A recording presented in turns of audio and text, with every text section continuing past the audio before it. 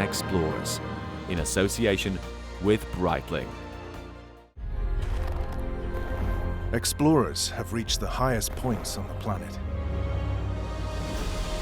and plunged to the deepest depths. A few have even left the Earth in pursuit of human curiosity. Look okay? Roger, that's a good size. The age of the explorer is far from over, but it's changing. In this series, we'll follow 3 adventurers as they seek and share knowledge of our world. In the air, I have like a compass, I think, in my heart with a needle showing the unknown. on the ice, The personal journey has become more important than the physical journeys. and under the sea. To me, anybody who's thinking differently about the status quo, about challenging the just that's the way we've done it mentality is an explorer. And to do that, it's about being curious. These are the modern explorers.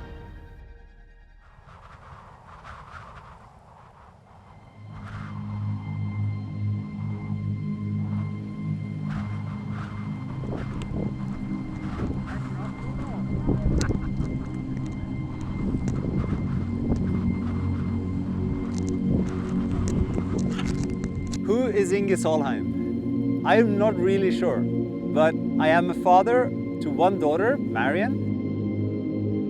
I'm a Norwegian polar guide.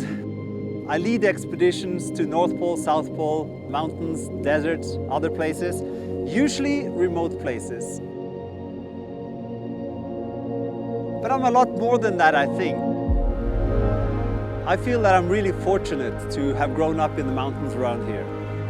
The hardship and the hostile environment that can be here in the winter has made me quite robust.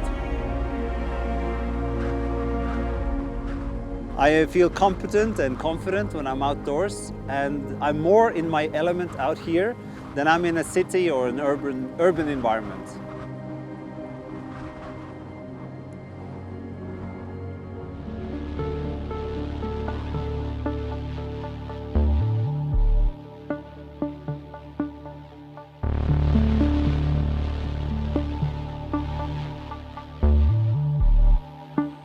We're now in the Fram Museum in Oslo.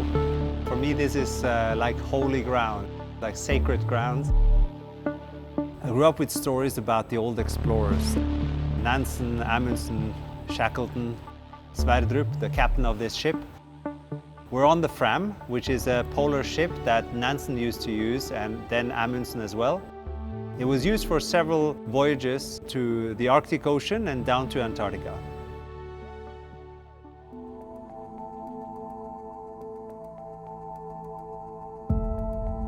In my own journeys on my own trips, I've tried to adopt some of the qualities in these old explorers. I try to be thorough and planned as Amundsen was. I try to see the vision and the philosophy and the ethos and character that Nansen had.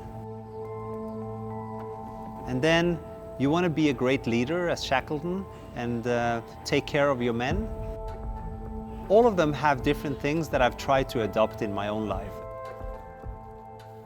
For me, the stories of that and the hardship, the commitment, the dedication that these explorers were showing, it just inspired me. And since I was a little kid, I wanted to go to the North Pole.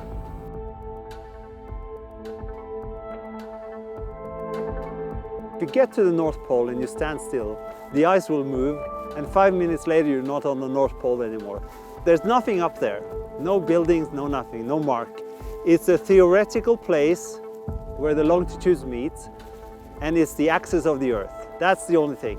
So the concept of the North Pole is very blurry. It's very difficult to grasp really what it is. At the same time, the feeling of reaching it is incredible. It's like you've never been more conscious about where you are. You feel like you're standing on top of the world. And the first time I got there in 1999, I said to myself I had to come back. And since then I've been back many times.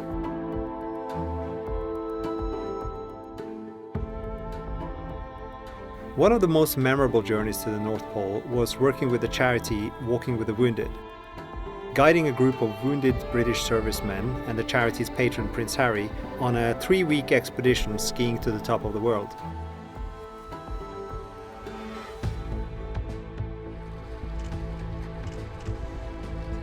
I've had this dream for many years to ski solo and fast to the North Pole.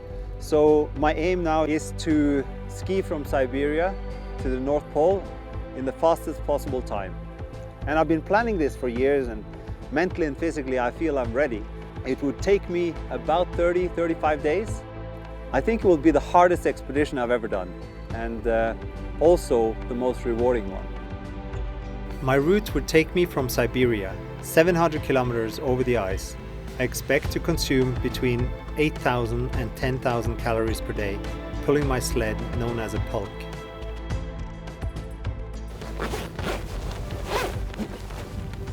I prefer to go training in the Norwegian mountains because I grew up here and I feel very at home. This is not very different from the conditions that I'm going to have up north on the North Pole. So today I'm training on a lake. The polar ocean is an ocean, so it's flat. The difference is that up there I have lots of pressure ridges and sometimes open water, and that I have to navigate around. Typically, I prefer to have 2 hours work and then 5 minutes break, and then I repeat that all day.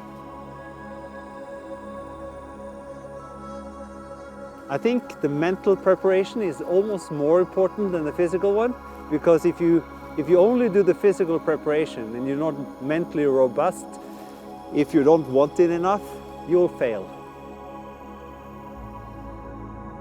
For some people, the solitude seems like the biggest challenge, but for me, that's a huge privilege. For part of my journey, I'll be the northernmost person in the world, and the nearest humans will actually be astronauts at the International Space Station. Most people who hear about my expeditions, they are worried about polar bears, and that's a real danger. The first thing I try to do is create a lot of noise. I'm banging my kettles if I have them, I'm shouting and trying to scare it off. It's not that it's scared, but it finds it quite uncomfortable, I think. The polar bear is not used to loud noises. And then if that doesn't work, pepper spray or flare gun. As a last resort, I would use a gun, and I have that with me.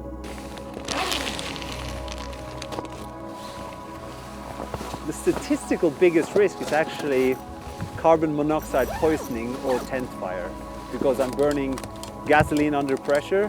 So that's one of the things that I'm most concerned about when I'm in the tent and operating my stove.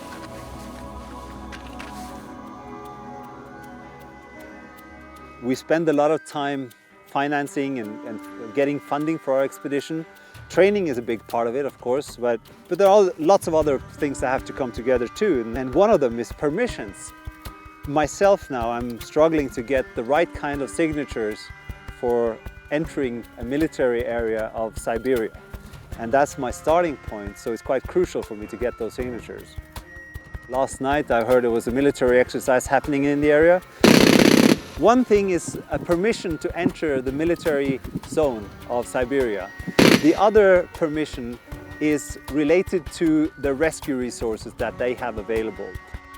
As of now, they are not sure that they have the helicopter capacity to evacuate me if something happens.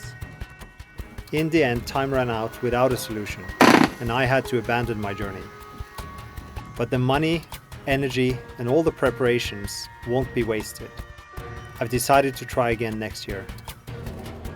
In the meantime, I'll be exploring another exciting chapter in my life, and it starts with a trip to Russia.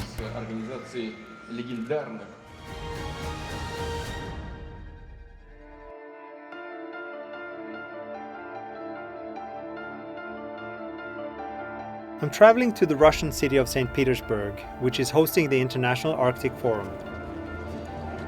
It's a place to meet and swap ideas with others who share economic, environmental, and cultural interests in the region. In 1999, when I was on my first North Pole expedition, we traveled through Siberia, and I was lucky to meet the indigenous people out on the tundra, the reindeer herders. And I feel really connected to these people because a lot of my relatives in Norway are Sami and local reindeer herders in the north of Norway. As an explorer, I found that my favorite kind of exploration is exploring human potential, exploring human culture and music. Thank you so much. And just experiencing these things is as interesting for me as going to mountaintops and geographical places. The headline act at the forum is a plenary session where Russian President Vladimir Putin discusses the future of the Arctic with the leaders of 4 Nordic countries: Iceland, Finland, Sweden and Norway. And we're also establishing a new national park. It is important to make sure that additional measures are taken for environmental tourism to be fostered here and for the special infrastructure to be set up there.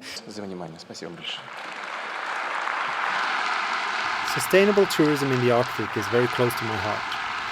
I had the opportunity to continue the discussions when I was invited to a private meeting with the Norwegian Prime Minister, Erna Solberg. I just came out of a meeting with the Prime Minister of Norway, and she had really good ideas about how they would involve the tourism industry in the Arctic to regulate the number of people, the size of ships, environmental regulations. And these are among the considerations that I want to address when I take part in a panel on ecotourism at the forum. What we have experienced in Norway is that the big companies, they are very interested in taking people to the Norwegian fjords or the Svalbard Peninsula, Svalbard archipelago, but very little is actually coming to the local indigenous population or the local tourist business. They make very little profit, and the environmental footprint is huge. Could you please tell a couple of words about some mistakes that Russia should avoid? I would love to see Russian tourism in the Arctic grow really fast because it's one of the most beautiful places I've ever been. We have to do it in a responsible manner. Make sure that you regulate it in a wise way so that you can be in harmony with culture and nature.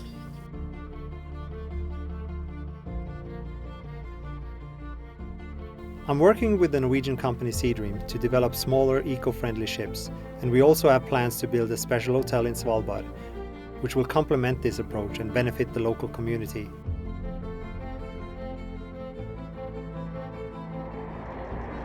So I'm flying into the world's most northerly commercial airport, Longyearbyen, at 78 degrees north.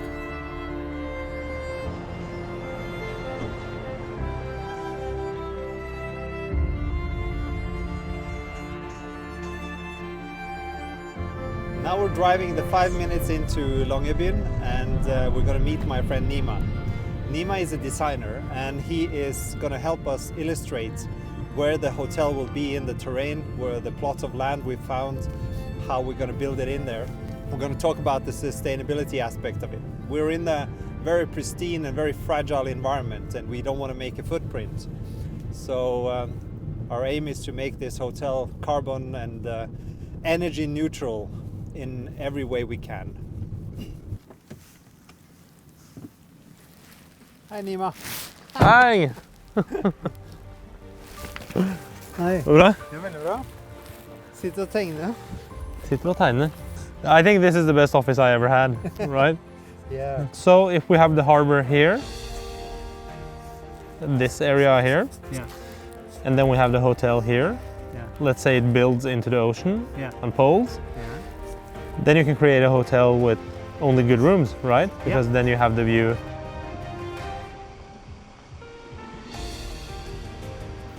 That's, you'll see where the river comes down? Yeah. Yeah. That's where we're Over there. thinking the hotel.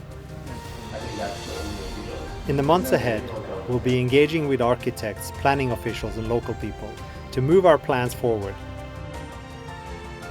In the meantime, I'm going to show you why this place is so special to me and why I love guiding people in this Arctic wonderland.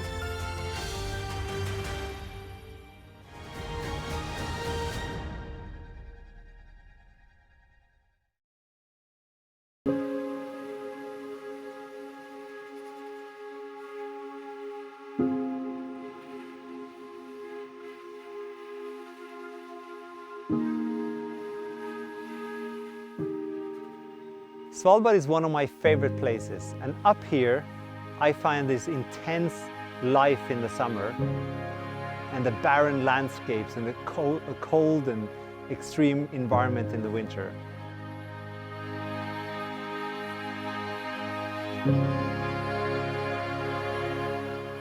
It's one of those places where it's just got everything. You have the beautiful nature. Very special culture up here. It's like a frontier town where you meet all those weird people like scientists and explorers.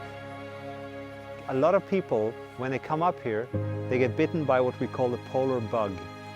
And it does something to me. I don't know what it is, but it just feels like I belong up here. It's quite fascinating. You leave Longyearbyen and 5 minutes outside of town, it's complete wilderness. That's one of my favorite things about Svalbard, is that most of it is protected and there's no infrastructure or roads anywhere, no power lines. So you actually feel that you're out in the wilderness from the first second you step out of Longyearbyen.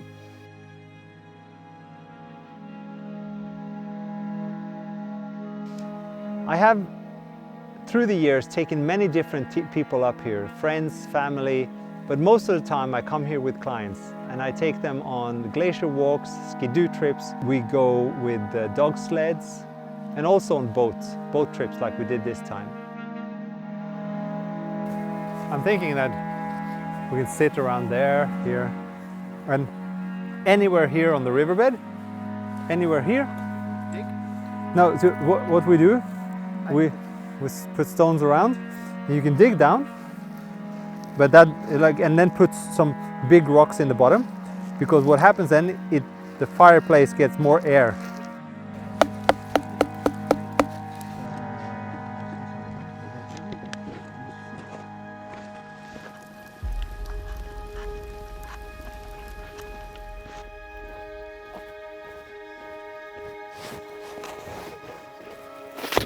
On these adventures, even the task of gathering stones for seeds can become a competition.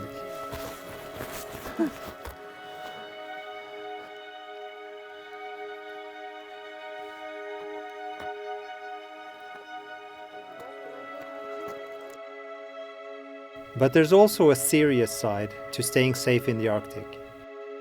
Guys, I'm planning to have polar bear guards instead of putting tripwire up, because it's more comfortable.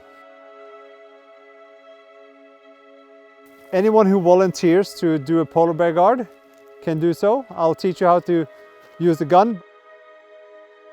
You'll be sitting with a gun, but what you would normally do is just wake me up and I'll handle the situation. Has anyone fired a flare gun before? No. You have?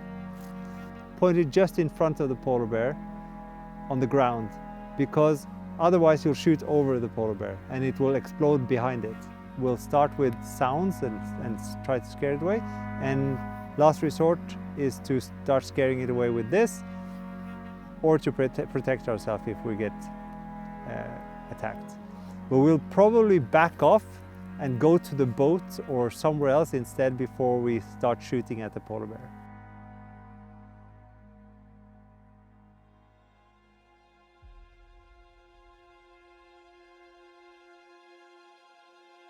Everyone wants to come up here for the polar bear.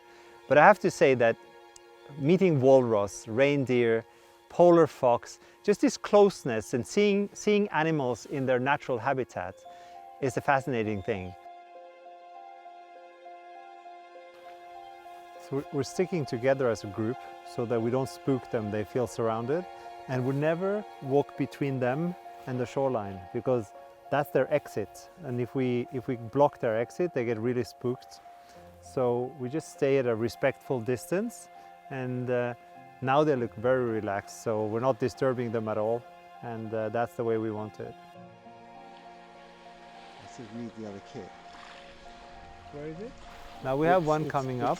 Let's move a little bit to the side, just in case he wants to come up around here. He's holding his own face. Yeah, and I've done a few of those. Yeah. Most places we have put up fences, we have roads, we have infrastructure that disturb their natural behavior. And we're too many people on the planet, so finding a remote place like this, where the animals live and they roam and they're free, that's just precious.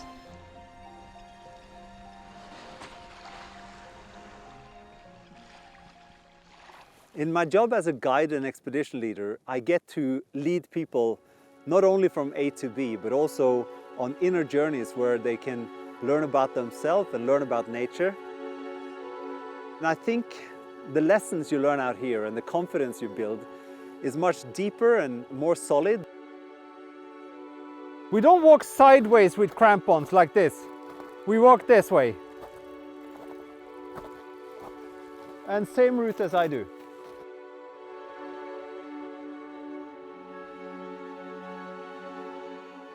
Copy what I do. That would be the easiest.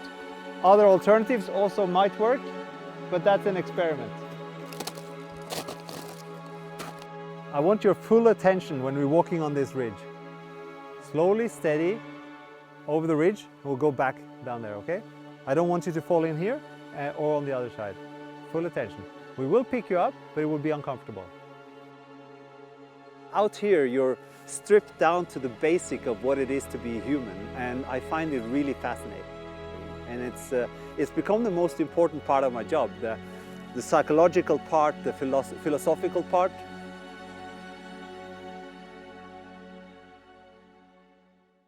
It's been quite an intense and cool year for me. I started out with a plan to ski to the North Pole in March and April. That got delayed, so I'm doing it next year instead. But also the Sea Dream project, planning a big expedition ship and planning a hotel in the Arctic, it's more than I'm used to. I love my job. I'm really fortunate to be able to call this my office, my workplace, and to experience it with some really inspiring people.